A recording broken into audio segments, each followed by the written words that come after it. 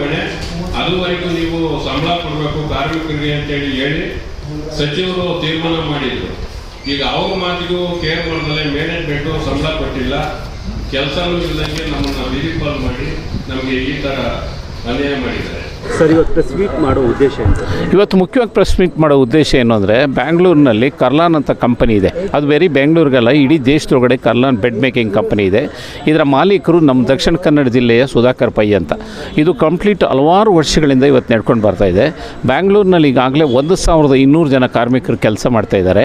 ಆ ಕಾರ್ಮಿಕರು ಅದರೊಳಗಡೆ ಪೀಣ್ಯ ಕಾರ್ಖಾನೆ, ಅದರೊಳಗಡೆ ಒಟ್ಟು 6 ಯೂನಿಟ್ ಇದೆ. 6 ಯೂನಿಟ್ನಲ್ಲಿ ಪೀಣ್ಯನೂ ಸಹ ಒಂದು. ಪೀಣ್ಯ ಕಾರ್ಖಾನೆಯೂ ಸಹ ಸುಧಾಕರ್ ಪೈ ಅವರ ಹೆಸರಿನಲ್ಲಿದೆ. 1999ರಿಂದ ಪೀಣ್ಯ ಒಳಗಡೆ 200 ಜನ ಕಾರ್ಮಿಕರಿದ್ದರು. ಈಗ ಆಲಿ ಅದರೊಳಗಡೆ 120 ಜನ ಕಾರ್ಮಿಕರಿದ್ದಾರೆ.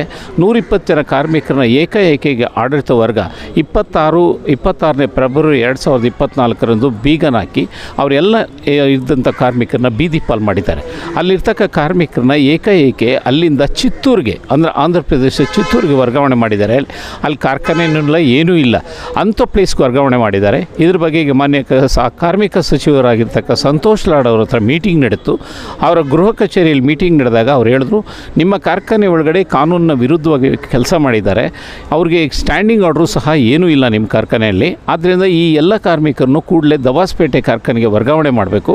ಅವರು ವರ್ಗಾವಣೆ ಮಾಡಿ ಅವರು ವರ್ಗಾವಣೆ ಮಾಡೋವರೆಗೂ ಸಹ ಅವ್ರಿಗೆ ಸಂಬಳ ಕೊಡಬೇಕು ಅಂತ ಒತ್ತಾಯ ಮಾಡಿದ್ದಾರೆ. ಆದರೆ ಇಲ್ಲಿವರೆಗೂ ಆಡಳಿತ ವರ್ಗ ಮಾಡಲಿಲ್ಲ.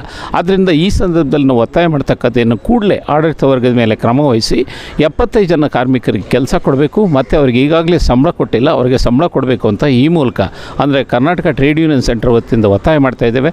ನನ್ನ ಹೆಸರು GR ಶಿವಶಂಕರ್ ಅಂತ, ಈ ಸಂಘಟನೆಯ ಅಧ್ಯಕ್ಷನಾಗಿದೆ.